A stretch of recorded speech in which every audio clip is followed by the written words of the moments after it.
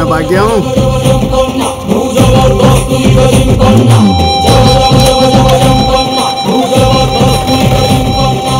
భాగ్యం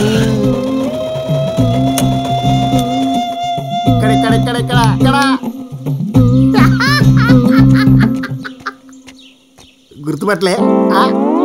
నేనే నీ ఎక్స్ జంపన్నని. అరే జంపన్న నువ్వా? నేనెవడో బుడబుక్కలోడు అనుకున్నా. ఎట్లున్నావు? మంచిగున్నావా? అప్పుడు నన్ను కాదని వేరేటోని పెళ్లి చేసుకున్నావు. అయినా ఇప్పటికీ నా గుండె బొక్కల్లో నువ్వే ఉన్నవే భాగ్యం. నేనా? ఇంకా నీ గుండె బొక్కల్లో ఉన్నానా? అవు, ఇప్పటికే నువ్వే ఉన్నావు. అప్పుడు నా తన పైసలు లేవని వేరేటోని చేసుకున్నావు. ఇప్పుడు నా తన మస్తు పైసలు ఉన్నాయి. అత్తవా పదం? ఇప్పుడా? ఆయన నాకు పెళ్ళయింది, 2 పిల్లలు ఉన్నారు. మా ఆయన అంటే నాకు చాలా ఇష్టం.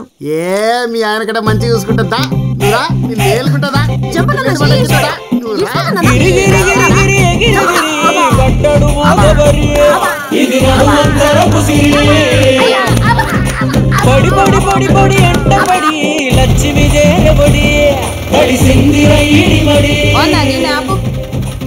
అరే రమేష్ సురేష్ ఇక రారి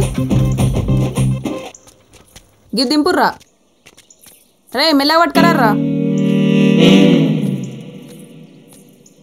ఏందే సారావా, ఈ సామాన్ ఏంది, డబ్బలేంది, ఆడు నువ్వు కలిసి పైసలు అన్ని గంగల కలుపుతాండ్రు. చూసినవా ఖాతాలో పైసలు పక్క ఇల్లు కూలిపోతాంది.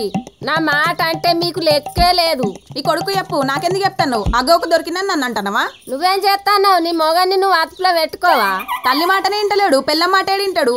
మొగానికి లేకున్నా గానీ ఆడదానికన్నా సిగ్గుండాలి. అయ్యో అయ్యో జంపన్న, నీకేమైందిరా? ఎవ్వరురా కొట్టినోళ్ళు? నీ బాంచను ఈ ఊళ్ళో నన్ను కొట్టే మొగోడేవాడే కింద పడ్డా. అయితే పక్కూరు వాళ్ళు కొట్టినట్టున్నారు. ఏందే జోకులేస్తాను? ఈ సోకులేంది, నగలేంది? ఇంతగానో దెబ్బలు దాకే పసుపు రేపోయే సరూపా. నిదానమే చేతి తీసుకురా పసుపు. ఇక పట్టు. జల్దేవే. ఇప్పుడు కూడా ఈ టోపీ అద్దాలు అవసరమా?